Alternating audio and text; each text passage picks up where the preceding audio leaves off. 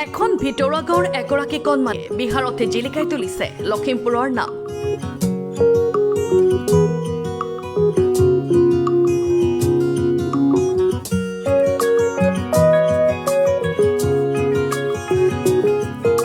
খেলো ইণ্ডিয়াত য়োগাৰ জৰিয়তে উজ্বলি উঠিছে আমতলাৰ গীতাশ্ৰী দলে নামৰ কণমানিটো।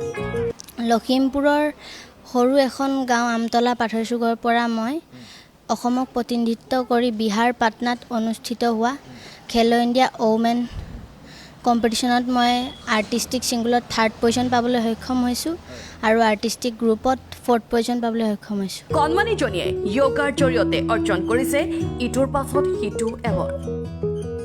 পাঞ্জাৱ নেশ্যনেলত মই 2022 চনত মই পাঞ্জাৱ নেশ্যনেলত গ'ল্ড মেডেল পাইছিলোঁ আৰু গুৱাহাটীৰ সাহিত্যসভা ভৱন ৰাম গোস্বামী সেউজীয়া দেশৰ কবি ৰাম গোস্বামী জন্ম শুৱৰণিত মই 3rd পজিশ্যন পাবলৈ সক্ষম হৈছিলোঁ আৰু ৱৰ্ল্ড ফিটনেছ ফেডাৰেশ্যনত মই 3rd পজিশ্যন পাবলৈ সক্ষম হৈছিলোঁ। তাৰ সপোন এগৰাকী য়োগাৰ প্ৰশিক্ষক হোৱাৰ লগতে দক্ষ CID অফিচাৰ হোৱাৰ।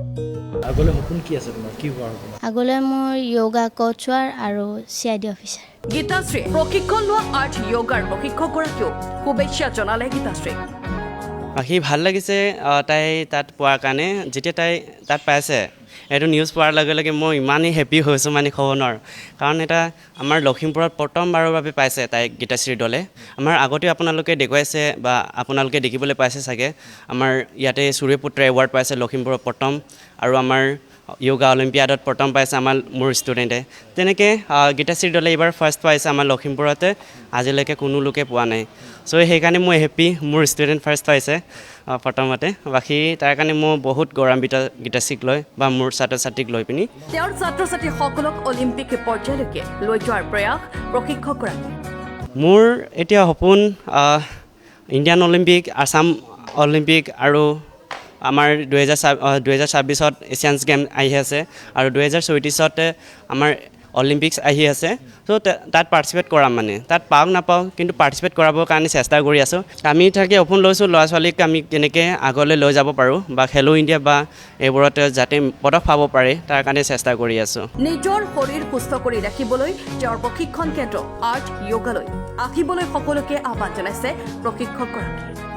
য়োগা স্পৰ্টছৰ লগতে আমাৰ শৰীৰ হ'ব, নিজৰ হেল্থ ঠিক হৈ থাকিব, নিজৰ মন মগজু ঠিক হৈ থাকিব। আজিকালি দেখিছে আপোনালোকে আমাৰ ল'ৰা ছোৱালী নোখোৱা বস্তু খাইছে, নকৰিবলগীয়া কাম কৰিছে, কিন্তু ইয়াতে য়োগা স্পৰ্টছৰ লগতে আমাৰ সুস্থ হ'ব শৰীৰ আৰু মন সুস্থ হ'ব।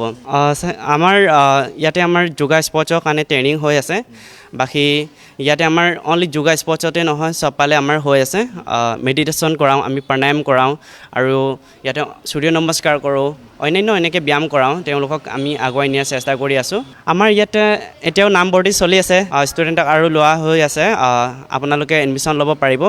আমাৰ সৰু ডাঙৰ সকলোকে এডমিশ্যন লৈ আছোঁ।